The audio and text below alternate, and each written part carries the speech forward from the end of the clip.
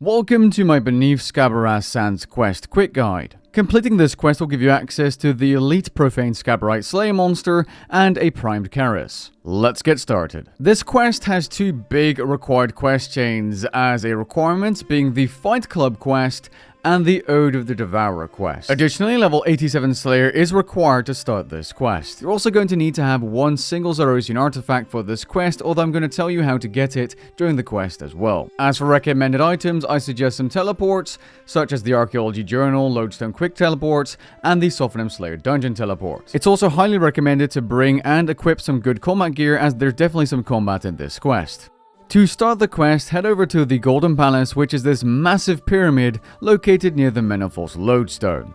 Currently, you can go to the in-game calendar and click on the update to teleport there directly.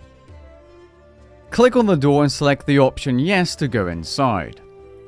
Once inside, speak to the Pharaoh and accept the quest once you receive the prompt. After going through the conversation, you are tasked to get 4 different reports from 4 different NPCs around the desert area. I would personally take the following route. 1. Go to the High Priest located close nearby the Sophonim Slayer dungeon. An easy way of getting there is by using a Sophonim Slayer dungeon teleport. Then proceed by teleporting to the Alcrid Lodestone and speaking to Ymir inside the palace. Proceed by going to Shantae's Pass and then use the Magic Carpet option 3 to go to South Polnavich for Hakim. Finally, teleport to the Alcrid Lodestone again, walk back to the Magic Carpet system, and this time take it to Narda, option 4 for Awusa. Alternatively, you can simply use the Bandit Camp Lodestone and walk to these areas manually. Once you've collected all 4 reports, go back to the Menopause Throne Room, aka the Golden Palace. This is going to trigger a cutscene, at which point you're going to need to fight a couple of creatures and stomp some scarabs, so if you want to grab some food and combat gear, do so now, before clicking on the door and continuing the quest. The next step is to stomp all the corrupted scarabs you can see, so the green things on the floor, the small things, and kill all the profane scabarites as well.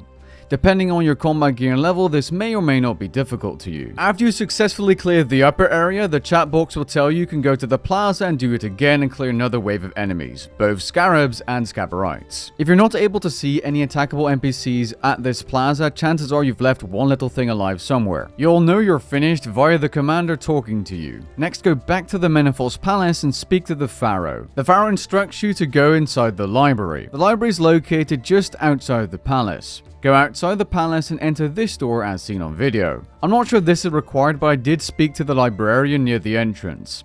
I then went down to speak to Misa and Leela.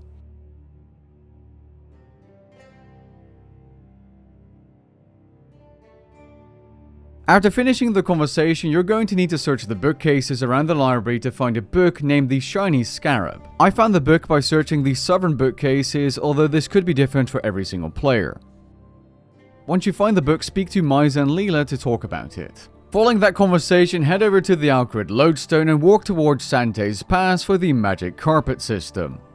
We're going to be moving ourselves to User or option 6. You're then going to want to make your way towards the south to this building. Enter the pyramid and choose option 1 to go inside.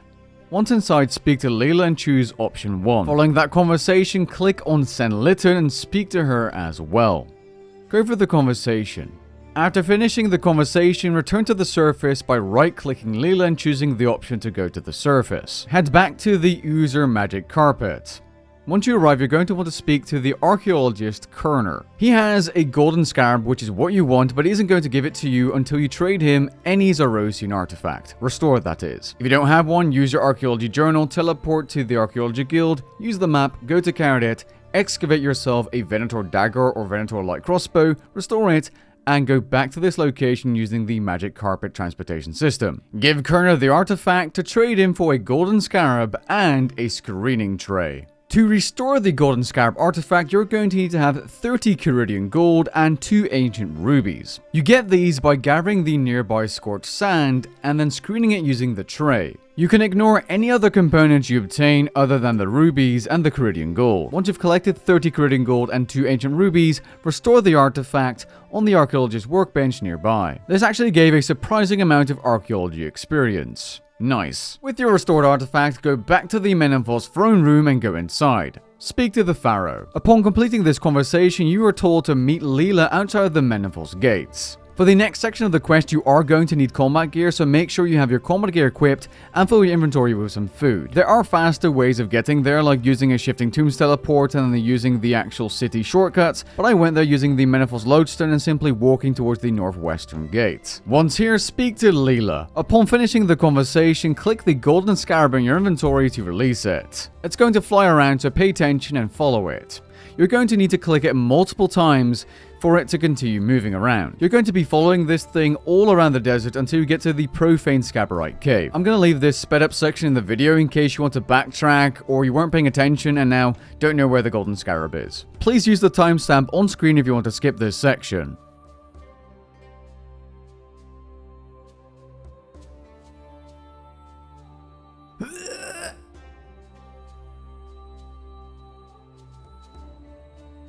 Go inside the cave and choose the first option to continue the quest. Make your way to the old broken boat and go through the conversation. Scavenge 5 piles of debris. I say 5 because that's what I used and I instantly repaired the boat. While collecting these piles of debris, you will be spawning some profane scabarites which also drop debris which you can use to repair the boat.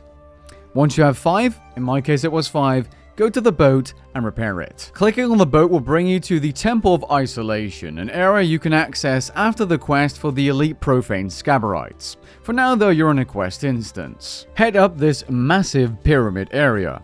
Once here, click on Scabaras, which I will now refer to as Mr. Scabies, to start a conversation. The next section of the quest is not going to be the most exciting thing to do.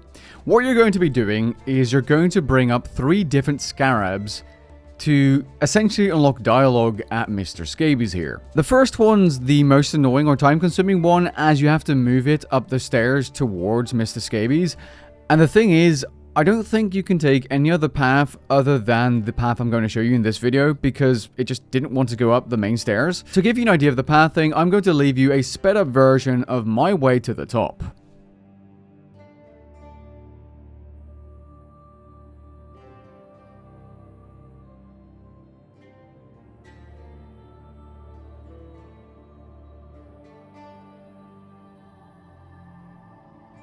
Yum.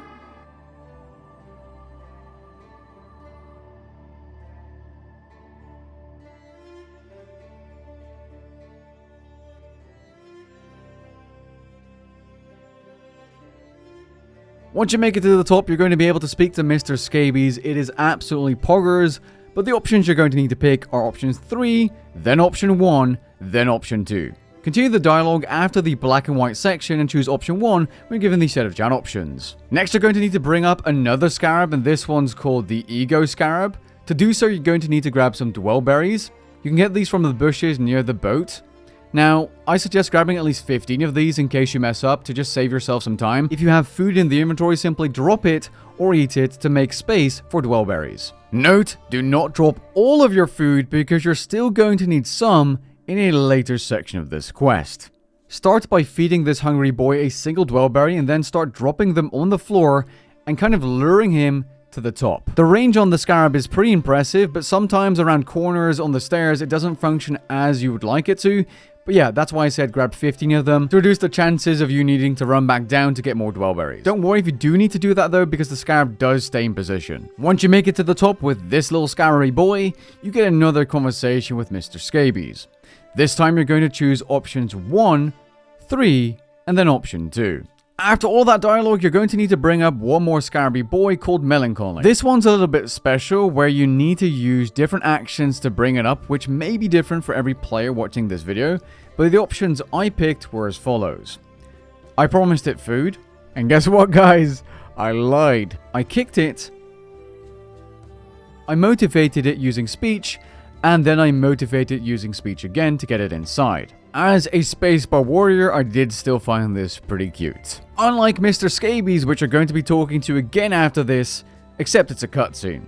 After the cutscene, attempt to stamp out the Grief Scarab. You'll find this little guy down the stairs. After attempting this 3 times, it will turn into a giant corrupted scarab, which you're going to need to take out. I'm not sure if this is a safe death for hardcore Iron Man, so make sure you keep your health high.